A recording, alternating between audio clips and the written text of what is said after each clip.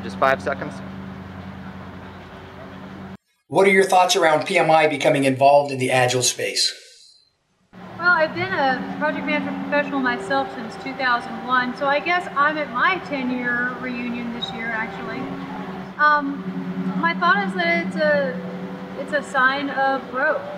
It's a sign of success in some way, and it might also be a harbinger of death, I'm not sure. I think it's a wonderful thing that we recognize that these ways of working work. I think it would be a horrible idea to institutionalize them to the point that we could very carefully construct our roles and responsibilities documents and keep our RACI charts and our risks and issues logs and all the things that I spent the first 15 years of my career trying to make work well. And actually didn't work well, even though I was esteemed to be a very excellent project manager. So my sense is that if we can keep the spirit of it, the fact that it's values-based, the fact that it's not a mechanical process, we'll all get along just fine.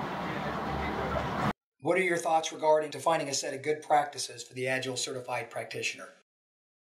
I think it's great that PMI defines a set of good practices for Agile.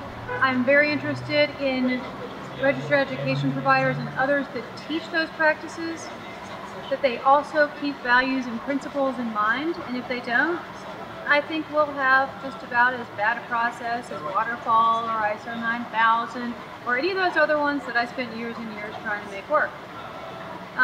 Because the truth is, we are in an ever-changing environment, and in fact it's gotten ever so much more in the last 5 years or so, and we need a way of working that's aligned with human values, where we can be working toward a compelling vision together, not just a thing that we're doing to punch in and punch out of our day at work. So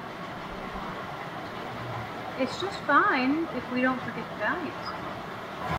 What trends are you noticing in the Agile community? In the Agile community, I'm noticing an awakening to the fact that the hard stuff is the people stuff, and soft skills aren't actually soft at all.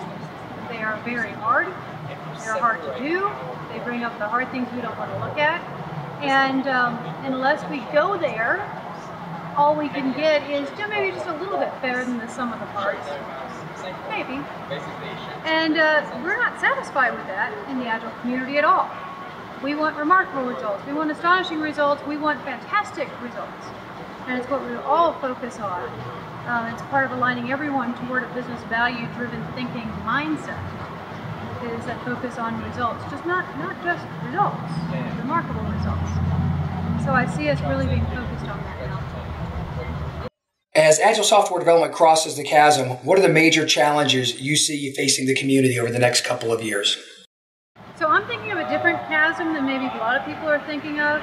Perhaps the predominant notion of chasm is that the Agile way of working crosses over into all kinds of big companies and multi-billion-dollar empires and software development across every part of our globe.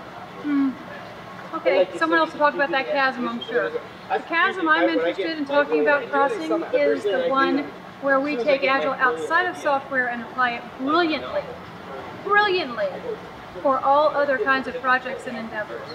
What I'm really interested in actually is how does Agile work to accelerate the missions of nonprofits, for example, or organizations that are doing something useful and meaningful for the world rather than getting the latest credit card offer out there fastest. So I'm interested in that chasm, and I don't think there are many challenges at all in that chasm. I think there's just an awareness that needs to be created for it to cross there, and it will do just fine. What are your hopes and wishes for the future of the Agile community? My greatest hope and wish for the Agile community is that we continue to learn and grow together, and that we continue to capitalize on our core competency, which is deep connection with one another, and not just staying at the surface of things, not ever. And of course that's way more challenging and way more rewarding, and it's what I value about this community. And my hope is that as we welcome other people into our community who are not used to that deep connection, that we teach them how to be with us this way.